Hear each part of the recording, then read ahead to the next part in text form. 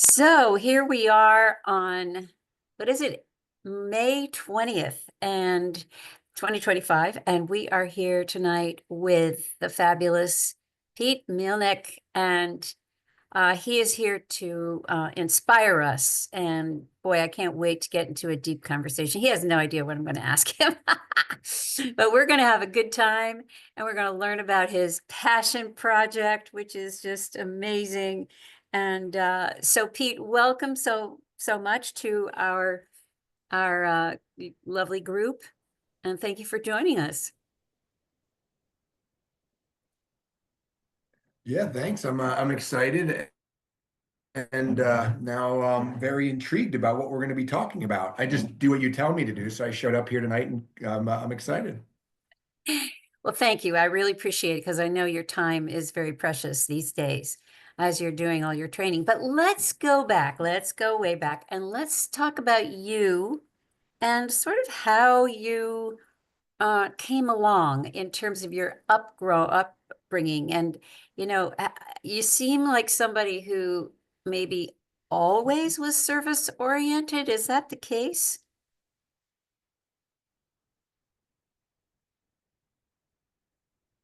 I'm sorry. It looks like I'm still struggling with my connection a little bit. I think you said was going back. Have I always been this service oriented? Was that the question? Yeah. Definitely not. And I think it's my life is kind of hit an inflection point in the last college year or not, but I mass consume audiobooks, and through that I've found that there's these themes in the universe that come out in all of these books that I read. And if you can figure out how to kind of build the practices and the recommendations of these books into your life, you can have this amazing, fulfilling, and unbelievable life where you move towards your goals. Okay. So Well, before we that's jump, been that's been let's go back then and find out who you were before the audiobooks. mm, And yeah, the internet is a little mm. shaky there. So before the audio, do you want me to try to jump off and jump back on to see if we get a better connection? No, no, it's Would that okay. be okay? Because I think it's mine. Okay. Well, So who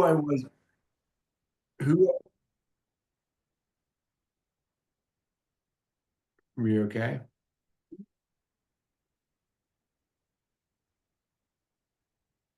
Are we okay? yeah, yeah. There's a pretty noticeable delay.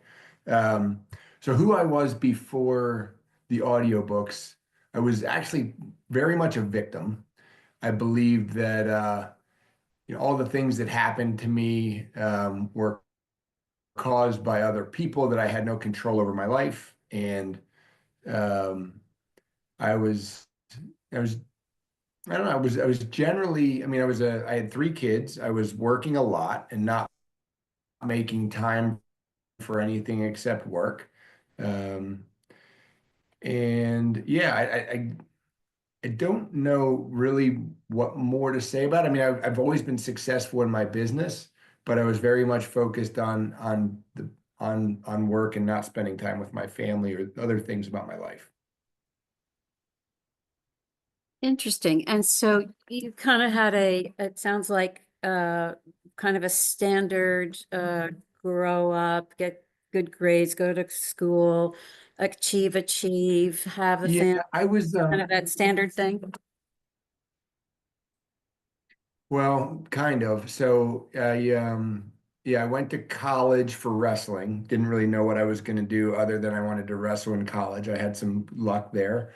Um, and met my wife in college. Did things a little bit out of sequence. So my wife and we had our first child about 2 weeks after I graduated, and then 2 weeks later, I started working for the company that I work with today. And we've had an amazing life since then. Um, I like to have fun in college. and I probably drank way too much. I know I drank way too much. Somewhere after my second child was here and my third one was on the way, I realized that I had to give up alcohol because I couldn't be a father and have my relationship with alcohol. So I made that change about 2007. So it's been probably close to 20 years now since I've had a drink.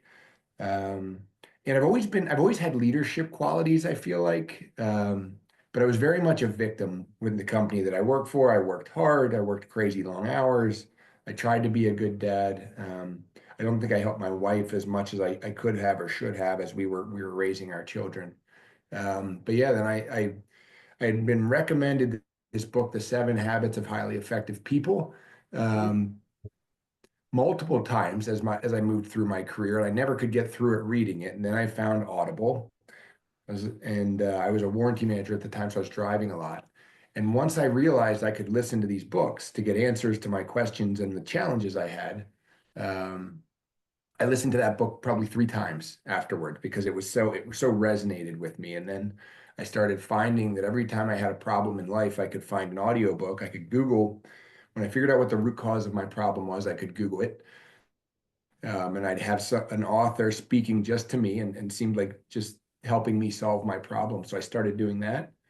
And then somewhere along the way, I read that CEOs read 60 books a year. So I thought, I wonder how many I could do, and set a goal to read 60 books in the year and ended up at like 75. And that process that year of all those books that I read, it really kind of gave me a sense of what enlightenment is, right? And understanding and starting to see all these themes looped over and over in different books, that there's these steps that you can take to really have a fulfilling, meaningful life, spending more time with family, being intentional about your time, deciding what you want in life, like Dr. Clint always asks his question.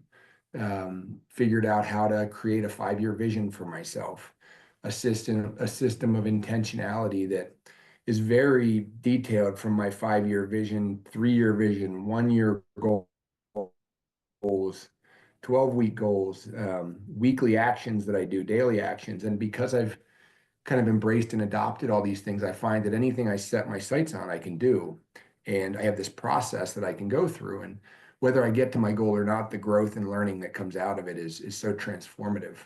Also learned along the way the importance of surrounding yourself with people who have and are doing the things that you want to do, right? And I think that's been really powerful because as I've been able to do that more, it's changed me in a lot of ways because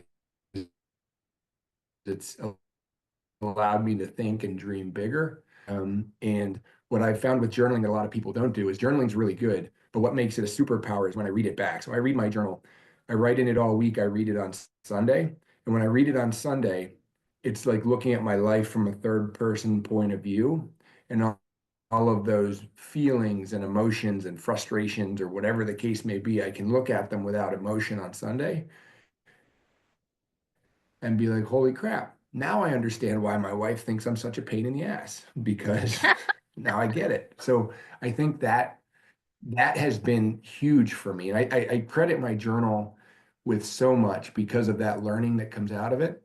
And as I started really kind of getting into journaling over these last 3 years, in my journal, this personal mission statement just kind of materialized. And it took about 8 or 9 months from when I started putting these words in my journal over and over to now where I write this mission statement every day. And in it, one of the things that I knew I wanted to do in life was help less fortunate children. So as this came up and this came along and it's part of my 5-year vision, it seemed like while I haven't been there, I haven't got a chance to meet the children, it seemed like a phenomenal place to start in doing more to help kids. Very interesting. Okay, so I have a few questions. So it seems like uh, a real, you seem like an athletic person, and when you were young and wrestling and doing all of that, and kind of your American guy, kind of thing. And then you were thrust into a very responsible role of fatherhood at a very young age. And so that must have been a Mhm. big corner to turn. And then deciding about stopping your relationship with alcohol, as you call it, the discipline involved in doing that is quite something. And what I've found through all the people that I know who have succeeded in that and those who have not, the ones who have succeeded are the ones who have kind of a vision of a better life, the life behind or beyond the alcohol. Whereas the ones who can't do that visioning have a much, I'm not to say it's all hard, but they have less success. Let's put it that way. So it seems like the seeds of everything were already planted in you. And I'm just, from what I'm hearing, and it's a beautiful path. So that when these audiobooks started showing up, like you were, it was fertilizer on seeds that were already somehow in there. And I love the way you have constructed it, and how, again, you've brought this discipline forward. You have to be disciplined to be a wrestler. Holy cow. I know, because I've got wrestlers in my family and friends, and have to be so disciplined to overcome any kind of addiction. Um, so you had that going for you somehow innately, which is just amazing. And and then to do the kind of learning that you did just by listening or reading, um, where people will go for years and years and years to therapy and not get that far. But somehow you were able Mhm. to assimilate and grow through it, apply it to yourself. This, again, this dream of a better life, or some view that there's a place you're going to. You don't need necessarily know what it is, but you're yearning for it. This is such a beautiful story. It really, really is. Um, I love this thing about writing in your journal and then reading it back. That's great. I I wrote in a journal for many years, but I didn't read them back for a long time. And then I'd cringe when I did. So good for you. It's good to do on a weekly basis. It is wild. It is wild, and I swear the people that I've shared this with, as I figured it out, when they start doing it, they are blown away by it. And I think the thing that it helped me the most with was really improving the relationship with my wife, because I did not understand her. I didn't understand all the things about me that frustrated her, and why we would get into these arguments over things, and there would be so much frustration. And I just could never see her side of it. But I remember very vividly, it was maybe a year and a half ago, having a fight that was we were pretty mad. We hadn't talked to each other for 3 days. And then on Sunday, I'm reading my journal and the emotions are gone. And I'm like, wow, she's 100% right. And this has been going on for 20 years. So if I don't act like this, it's really going to help our relationship. And there's just so much appreciation, because I do focus on mostly on gratitude in there of what what she does, and with so many different things. When I have these interactions at work, or I get told something that I don't want to hear, every week the nuggets that I get out of my journal on Sunday allow my personal growth to just hit it. It feels like it's on an inflection point, and it's just like going straight vertical now, which is crazy. Well, it's So really it a is really, really feedback loop, powerful. isn't it? You know, it's a feedback loop for your Hmm. psyche. In a feedback loop, we Yeah, get to and ourselves. the better you get at realizing the impact of your ego on your decisions, and how your ego shapes your life, and the more aware you become of how being able to kind of put your ego in check can change things, is mind blowing. So let So me go back I to certainly still have my ego is plenty big. Well, Sorry, my listen. ego, yeah, my ego is plenty big, but it's moving in the right direction. Um, that's a human situation, isn't it? Um, so let me go back to what Hmm. you said about having uh, about children being the focus of your, well, your caring or your giving. How did how do you think that happened? If of all the causes there are in the world, how did you arrive at children? So my mission statement, and again, this, as I wrote in my journal and I read these audiobooks, it just started to form in different sentences and words, and they would get moved around, and I started writing it. And now I've written it every day for probably 2.5 years after it was created with tiny tweaks to it. But it just kind of formed on the page, and it was I I'm an emotional guy, so when I talk about these things, I tend to get choked up. But it's, Right? today I will change the world because tomorrow's a bonus, not a right. And I'll do so by inspiring those around me to achieve greatness, helping those in need, seeking ways to support, helping those in need, um, to support less fortunate children. And it goes on and on. But this thing just because the other thing I've done is I've gone back once I finish a journal or two, I go back and I read the journal that's a year old.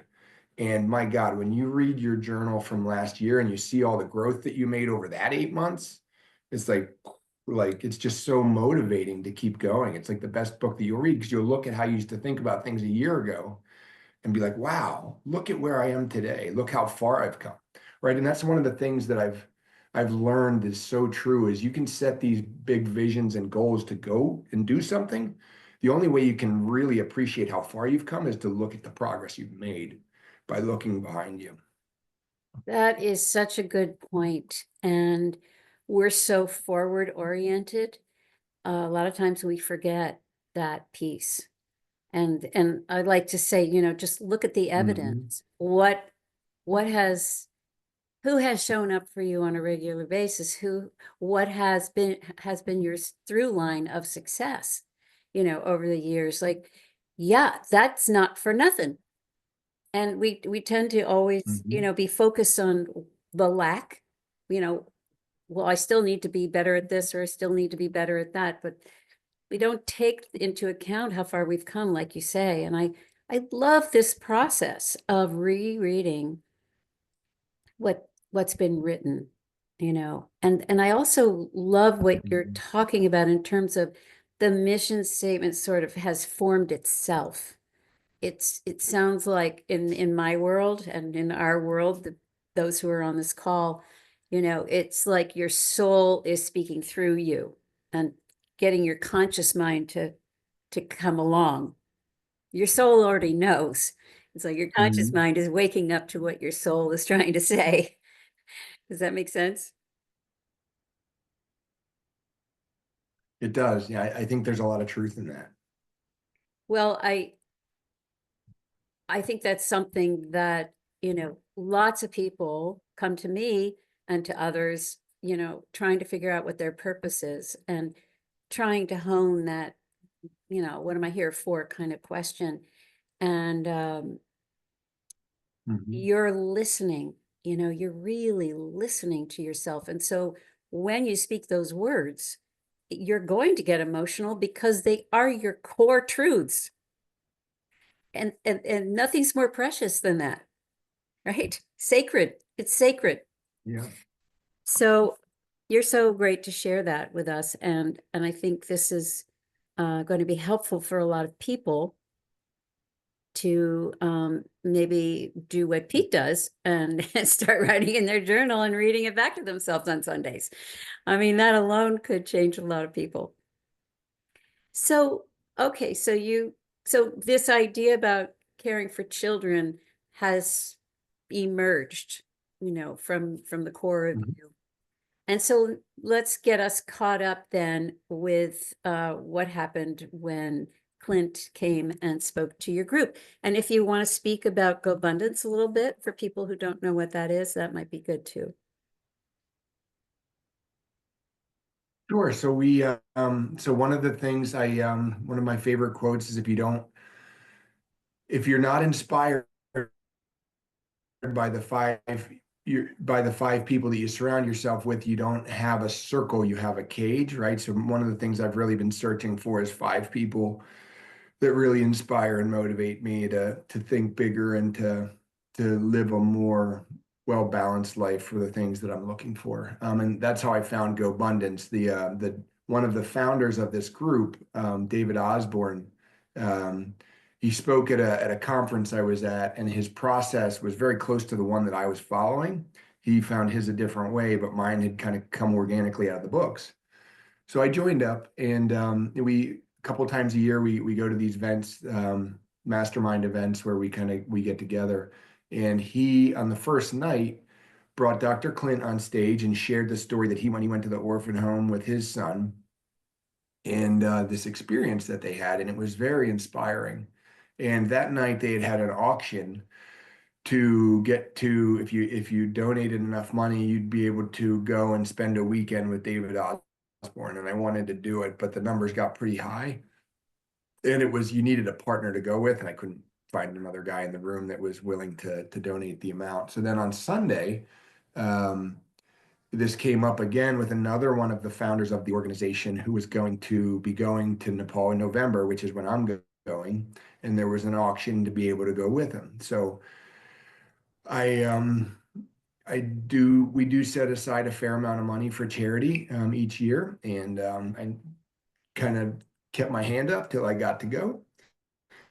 So I was excited to get the opportunity, and it's a trip with the children. So it's part of GoBundance, Fambundance is just building stronger relationships with your significant other and your children.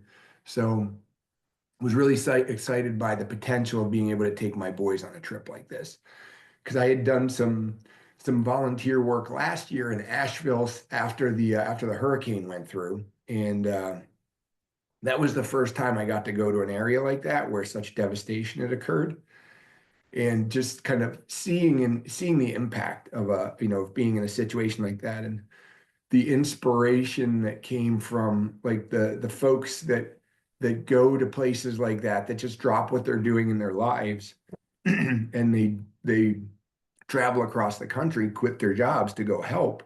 Yeah. They're unbelievable. Yeah.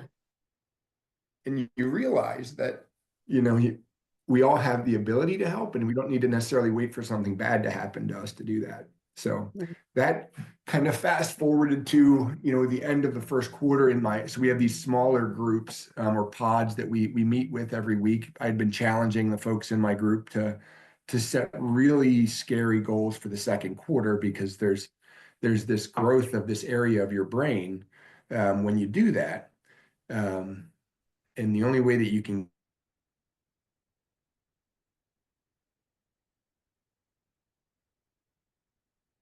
Mm.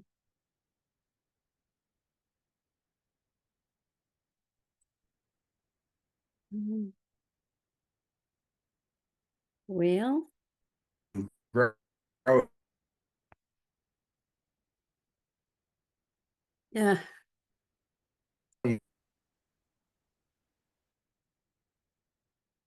Okay. Are you there?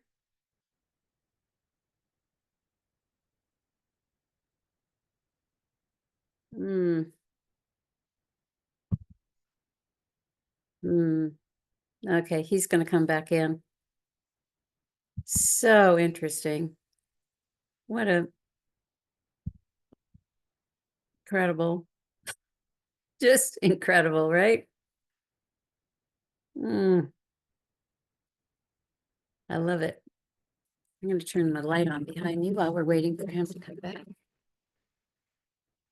I decided to move next to my Wi-Fi, just in case it was me. What? It's not me. Here he is.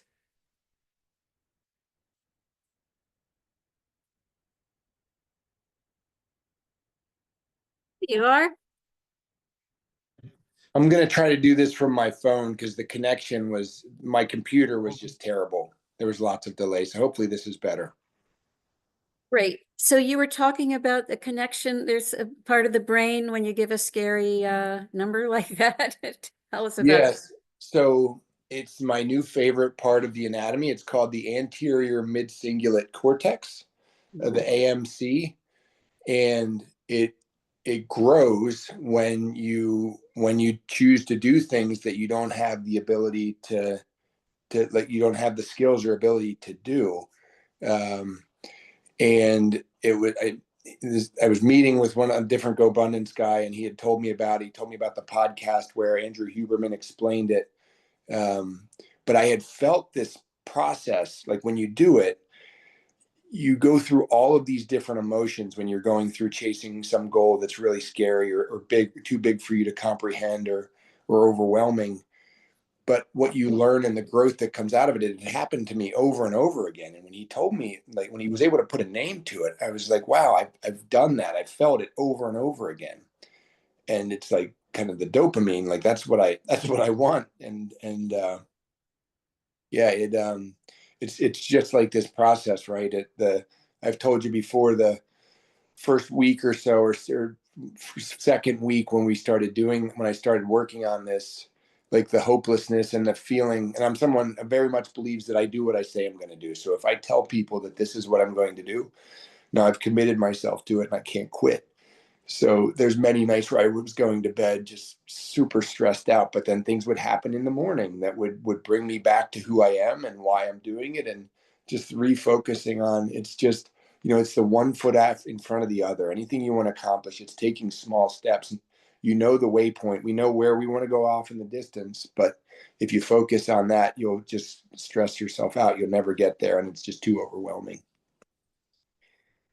I love this. And I think I have a hunch that it can be almost a little bit addictive to keep once you stretch that part of the brain and you get the dopamine kick, then you probably want to do it again and again and again, right? And I'm relating because a year ago I was sleepless thinking, how are we going to raise $100,000? Right. Just like you, I say what I do, I do what I say and so on. And feeling the weight of that. And then one thing and another, this would come in or that would come in and chop wood, carry water step by step, you know. But it's kind of cool to hear you talk about it. And that part of the brain is Hope. I carry this book with me. yay. I carry it with me so that I can give it to people when I can tell that it's something that they will appreciate. I buy them by the dozen so that I can give them to people. Fantastic, fantastic. Well, but that's how it works, right? And that helps to keep the ego in check tremendously. Yeah. Um, so okay, I love this bit about this part of the brain, and I would love it if you're probably not able now that you're on your cell phone, but um, I want to put that in the chat, the part of the brain that is, because I think it would be helpful for people to have spelled Hmm. correctly. Um, okay, so here you are, so, but you had made the decision already, I think, right, to run the 100 miles?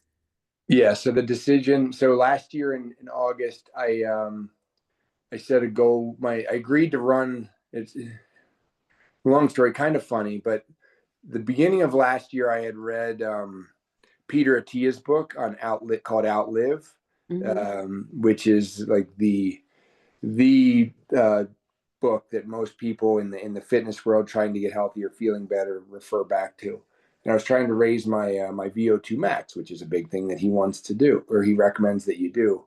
And somehow I was going to try to do an Ironman or a half Ironman, and was looking for a training run to do with my sister, and she convinced me to do a 12-hour run, which is not a training run. And then that ended up being, well, can I do 50 miles in 12 hours? So I ran a 50-mile race in August, got done. I was 100% certain there's no way I was going to ever do this again. It hurt way too much. It was terrible.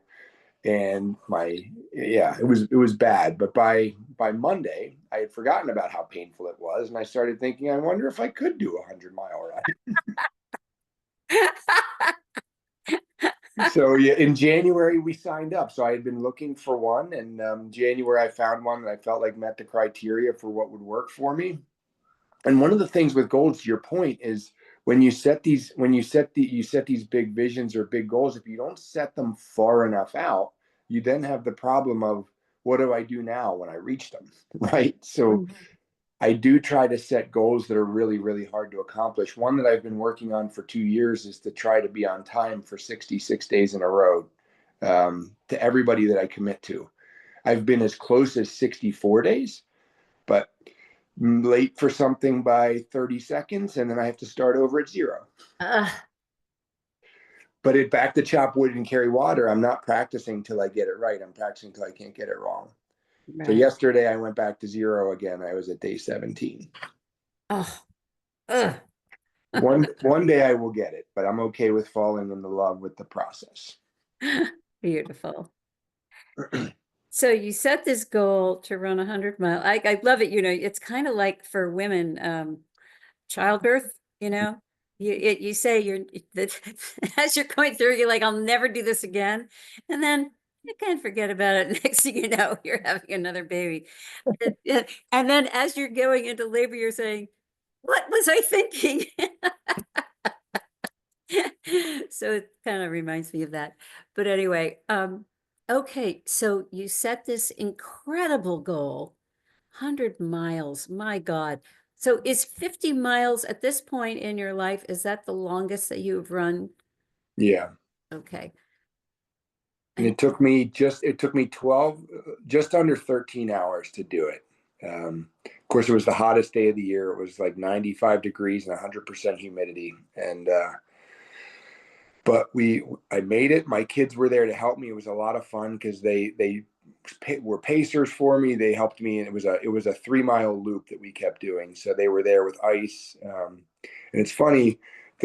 They're all very different. Two of them are wrestling mindset like me, and my middle son is very, very different, very caring, and very much a different personality from the other two. And I told him, he was there with me first. I said, listen, the thing with this is, when I want to quit, you have to make sure that you convince me to keep going, because that's why you're here. And about halfway through, I was having some troubles with the heat, and didn't have enough salt. And my I have a coach, and my son was talking to her on the phone, and she recommended wrapping me in blankets with ice water on them and giving me a lot of salt to eat.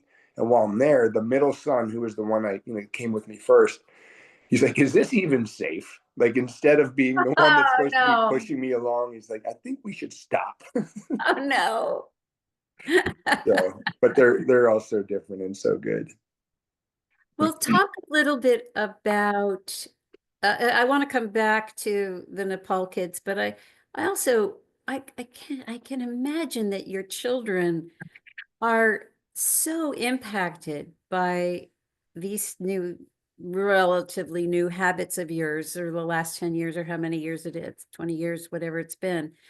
They must, I mean, they must really be affected.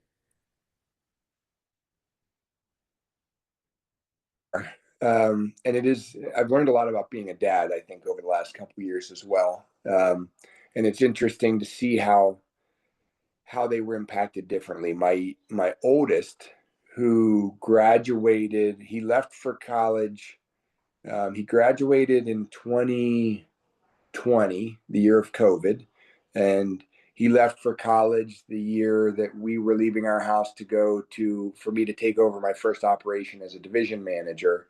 And he went to a military school, so he wasn't allowed to leave that school other than 2 times during the entire school year. So my transformation really happened after he kind of left. Huh. So it's been a little bit different to see the youngest, who I've done a much better job over the last couple of years being a father to, grow and develop. And the oldest, the differences that they've had has created some really interesting dynamics. They're all amazing. We have a really good relationship. they come to me for advice, which is nice. And I've realized very much I've always tried to control them and guide them and where I thought they should go and what they should do. And I think the oldest probably has the most kind of resentment from that. Um, and they're all very independent. But the thing I've learned most is that the best thing you can do as a parent is model the behavior and just support them versus trying to direct them, guide them, and tell them what to do. So Yeah. lesson learned, maybe a little bit late for some, but they're all on their own paths and they're all doing really well. So it is cool. And they do come to me for advice and they know that they see what I'm doing. It's a little bit overwhelming for them, I think, because I'm kind of shot out of a cannon. Yeah, I think so. But at the same time, I think exactly what a fantastic model. And they're, wow, I'm happy for them that they have you doing this because it's really extraordinary. All right, so let's go back. You raised your hand. You got the gift to go to Nepal with them, with at least two of them. And when did the idea occur to you that the run could be a sponsorship for these children that you've never met Mm-hmm. halfway around the world? I think it was it was somewhere around,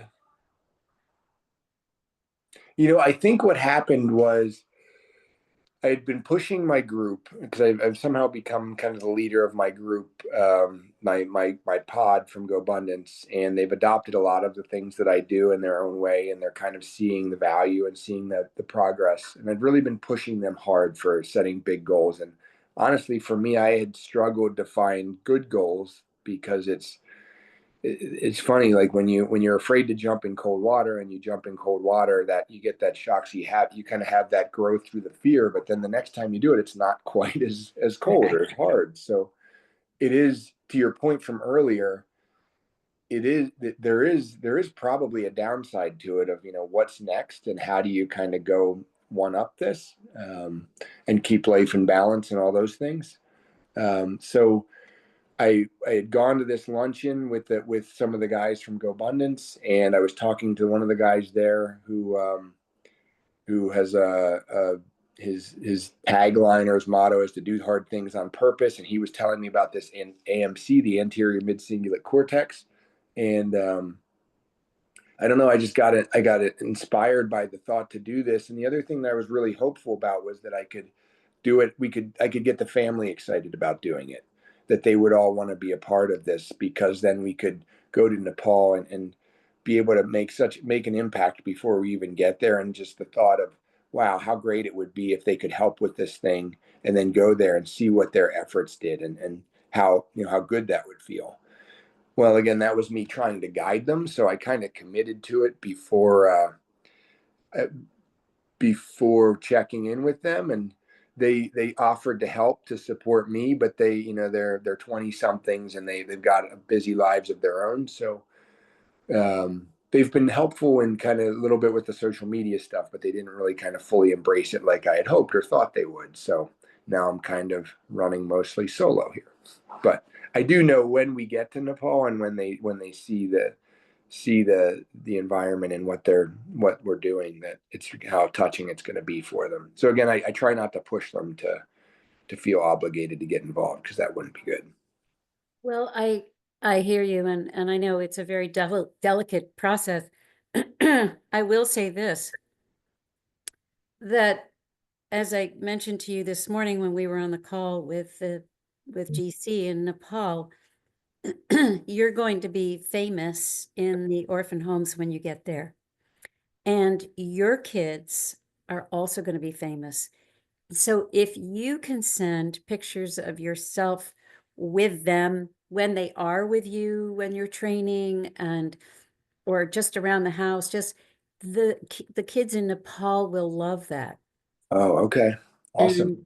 And so that when your kids walk in the orphan homes, they'll be recognized too. And that's gonna get them Yeah. here. That's a great idea. because they're all about family. I mean, we think of our families and, Mm-hmm. they're two or three or four, how many people are in the family, but their families are 30 plus, Mm-hmm. but they are call each other brother and sister, and they are as close a family as you can imagine. Mm. Um, so they'll feel at your kids will feel at home, I think. So you got this idea to run for, and specifically for the bridge kids, which, most people who've been paying attention to what I've been writing are, and in Ancient Secrets for sure, are these ones that are aging out of the homes. Mm-hmm. And I'm so grateful to you, Pete, because it's this kind of corner topic, like way off the mainstream. Whoever thinks about, okay, you walk out of the orphan home and then what? But Beverly and I, and others on our trip independently of Beverly and myself, but we would have these long conversations, having tea in our room, and just talking about this topic, and we didn't have any answers at the time. But we kept wondering and kind of sticking our noses in it.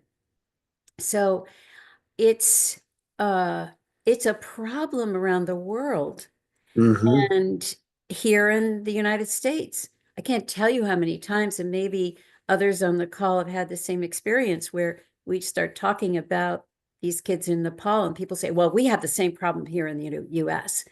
And I say, I know, because it's a corner of society that nobody thinks about or talks about until there are social workers and whatever trying to deal with these 18-and-a-half-year-olds who are falling through the cracks. Mm-hmm. So if we can build some kind of model, some kind of blueprint, that can, if not in total, at least in some form, be picked up and used in other places, then wouldn't that be great? So our thinking is, this is just a, an experiment in a way. And so far, so good. I will tell you, and I may have already told you this, but just so that it's recorded here, one thing that, when we visited the orphanages, most of us were blown away by how incredibly loving and exuberant these kids are, not just with one another, but with us. And we go in going, oh, how could we help them? Just forget it. It's them administering to us. And so all of a sudden we're the ones being changed, not them. And that's the case for every single person I've ever spoken to. Beverly, I think you'd agree. But here's the thing. It's one thing to experience the kids inside the confines of their orphanage. It's quite another outside. And they lose confidence quickly when Mm-hmm. they are out in the world. We haven't gotten to see that. The way I've been able to see it is through this one boy who I have been, friends with for 2 years now. And I hear from him and from his brothers and sisters who are nervous. And I've also heard it from the Nepal team. You know, they were nervous to step outside. They were nervous to go to the training school. They were afraid, very, very afraid. Mm-hmm. And that, what we're, the success we've had so far is that we finally got them to go to the training schools. And it was a heavy lift, let me tell you, on all fronts, the parents, the kids, because it's not a normal thing. There was no roadmap.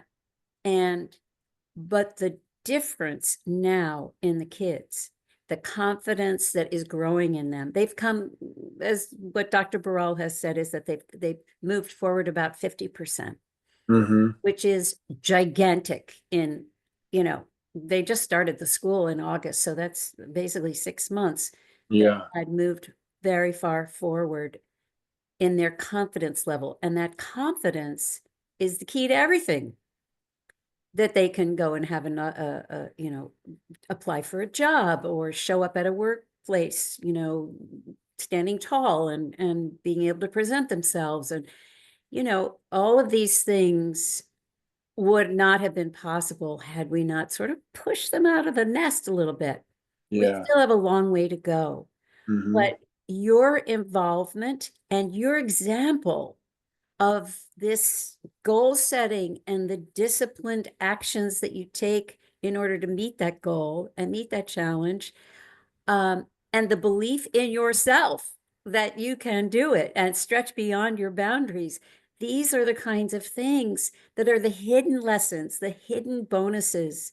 Yes, it's a run for 100 miles, which is insane to me anyway, but it's more who you are and how you're going about it that is so helpful and instrumental to all of us and to the kids. Mm. So there's all these levels of learning happening that you might, you know, not be thinking about, but I wanted to make sure that it got communicated here on the call. Turn the light on, my light's fading. So anyway, we are so darned excited, and I'm half thinking I'm going to get on a plane and fly to Butte on June Oh 20th. yeah. I'm thinking about it. I don't know. I've been traveling a lot, but I just want to be there screaming. Well, that would be pretty awesome. I think most of it for the people that are spectating is pretty boring because for keep in mind it goes over 2 days. Um, but I know, but I'm sure I can entertain myself in the meantime. well, that would be very cool. I will tell you, I actually got so I last night I went and I saw Maggie's movie and I met with Maggie and she texted me tonight and we were going back and forth and they are I think a couple steps ahead in this transitioning the kids out. So I do think, and she said she'd be excited to connect. They have some things that they do with other groups that are in the same space. So I think there's some good stuff that'll come out of that as well. So um, that, for everybody, that is Maggie Doyne, is it? And she is quite well known for a book and now a documentary film called Between the Mountain and the Sky, about her starting an orphan home in Nepal at the age of 18, and it's quite amazing. So that's a movie to look for. She's going around. It's being premiered all over now, and it was so exciting that he was able to go to it, even though the car died. He was able to meet her. So we are going to connect with her and then hear some of what she suggests, and we'll tell her about our program, and then stay connected. I mean, this is an incredible opportunity for all of us. So I'm really grateful to you for that, Pete. Yeah, it was so cool to hear her say last night that she's had, I think, 18 children now. At 18, she built this orphan home and then she built the Copila Valley School. And her school is not only a school, but it's a women's health shelter. It's a shelter. They help kind of protect women. There's just so much that she's doing, and her kids are going to college. And just like you mentioned, that the hope is here, the kids are when they get out of school, when they get jobs, they are supporting the orphan home. So she's seeing that loop of support now coming back into what she's created, and her her outreach is now international. She said she has there's a summit through Blink now in Nepal in November where they meet with other organizations doing similar work so that they can get together and brainstorm and come up with and share best practices to help. Well, I'm going to be curious about that because Clint, as you know, I mean, you're going to be there in November, and that might be something for our Nepal team to join in. Mm, Yeah. yeah. I mean, look, we've got, you know, 9, and who knows, tomorrow it might be 10. I mean, the way things go. And Right. that's, you know, and Choice Humanitarian, which is the group that GC works for, and that's a different NGO. But they have a wide network. So I would think they would want to be in on that meeting, whatever that is. So I'm very curious to get that information from her as well. Yeah, I will. I'll share it after the call with you. Okay, fantastic. And I will get to chat with her on Friday morning when she comes to join our book club. Oh, how wonderful. Oh my gosh. I wish I could be there. I But I'm invite. going to be in Asheville. Oh, Oh, wait, when you went to Asheville, did you come across a woman named Mindy Barrett? I didn't. We were only there for one day. We were working with an organization. God, I'm drawing a blank on what the name was. We went to three different houses to help clean up after an area, some areas that were pretty seriously devastated by the flooding. Yeah, yeah. All right. Well, listen, let's see if there are any questions by any of our listeners here. And I want to make sure that, do you have any, Beverly, you want to talk to Pete or Dana, Judy, Sherry? You know, the other thing that I should share, and I feel like it's almost a superpower now, is I figured out the secret to breaking any bad habit that you have. In Yeah. Yes, in a matter of months, I broke every lifelong bad habit that I've ever had. Um, Oh so my gosh. yes, David Goggins talks about the accountability mirror. So what he does is he puts like the things that he wants to change about himself. He puts a sticky note and puts it on his bathroom mirror. It's the same thing I do with my big goals for the year. So that twice a day I look at them, and then subconsciously they're making my brain work in the background. But somewhere between David Goggins and Atomic Habits, I learned that I hang a whiteboard in my bathroom. It's a little calendar, a 5 week calendar, and a book called The 5 a.m. Club told me that if you do something for 66 days, you can make it a habit or break a habit. So whatever I've wanted to change about myself, instead of kind of thinking I need to not do this for 2 months, I just need to do it today. I write the number on my whiteboard, and every day I add a number to it. And when I get to 66 days, habit is broken. And it's hard at first, but by the end, but because it's in my bathroom and I see it twice a day, it gives me the courage just to get through whatever it is for that day. So Fantastic. I love it. it I is, have to go back to my power cord. uh-oh. Yeah, little, getting a little low here, excuse me. That's wonderful. 66 days. That's where the on time thing comes from, right? Yeah, the 5 a.m. club was actually the year that I listened to the 60 books. Book number 60 was the 5 a.m. Club, and the 5 a.m. Club recommended you shouldn't mass consume books. You should take them, and you should really take time to implement the things that are in them. So I kind of took that one and broke it into small segments, and then built my life around it for a period of weeks because I was out ahead of my goal for the books.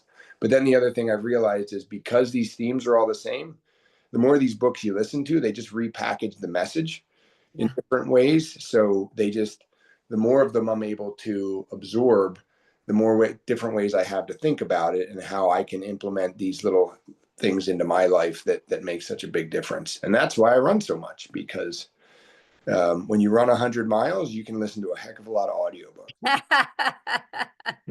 So it's really the listening and not the running that is the motivated. That's right. It's me alone with my audiobooks and my thoughts. Oh gosh, I can relate to that. All right. Anybody want to ask anything or say anything to Pete before we sign off? But I just so enjoyed this conversation and getting to know you a little better. Dana, did you want to say something? No? Sherry. I just say thank you. I came for the inspiration, and I certainly have received some. So that Oh, was cool. And I'd also like to point out to Hope that there's 8 of us on the call. What do you know? So, so thanks for coming, Pete. It was interesting. Yeah, it's great to meet you, Gary. very nice. Thank you. I'm going to try that 66 days on the mirror. You know, it's funny. I've told people about this, and the ones that pick it up, they generally text me. And a woman in New York that I think it was she wanted to stop using, limit the amount of cell phone or whatever, but she would send me pictures of her whiteboard every week and the days as they added up. And in the 5 a.m. club, there's 3 blocks. The first 22 days are the hard at first, the middle 22 days are the messy in the middle. And generally in that second 22-day block, it's when it feels stupid. You feel like this is pointless. Why am I doing it? I'm just going to go back to whatever I was doing before. So that's usually the spot where you start to not, you feel like whatever you're doing is stupid and kind of a waste of time. Then the final 22 days is the beautiful in the end. And that's when you start to see the benefits of whatever you're doing. So I very much encourage the 66 days and those 3 tiers, and you'll see it when you choose whatever you choose. You will feel those things, how hard it is in the beginning, and in the middle how it seems stupid and pointless and you should just quit. And then the last 22 and you're like, wow, I can feel it, or it's happening. It happens every time, and I've done it over and over again. I love it so much. And thank you for making it so that we don't have to listen to 100 books. We can just listen to you. I'm just a walking summary. Your distillation of the material is very useful. Thank you. Yeah. All right. Well, we are just honored and thrilled to be in your sphere and to be on your cheer squad. And believe me, we will we'll figure out a way to maybe with your kids to have some live coverage. If I'm not there in person, at least we'll get some live coverage. So your kids and I will have to get hooked up so we can arrange that.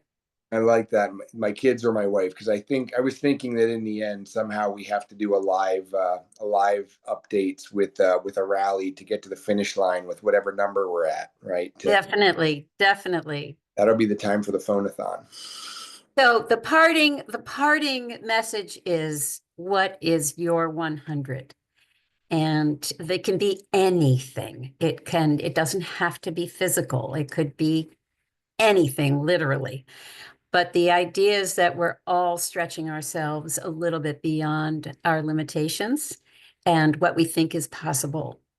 And Pete asked me what my 100 was, and I was like, I just want to have space for 100. I am so completely backed. But when I get back from Asheville, and when I get back from, and back into a normal rhythm, I'm going to have a short window to get my 100 done, and it's gonna happen. I promise. You're going to get it done, or to figure out what it is? Did you decide? No, I'm thinking. Okay. I am thinking. Believe me, all the time. So, all right, friends, thank you so much. This is great, and I'll be sharing this in the Sunday newsletter so everybody can have a peek. All right. Lots and lots of love to everybody. Thank you, Pete. Thank you. Very enjoyable. Have a good night. Night, night.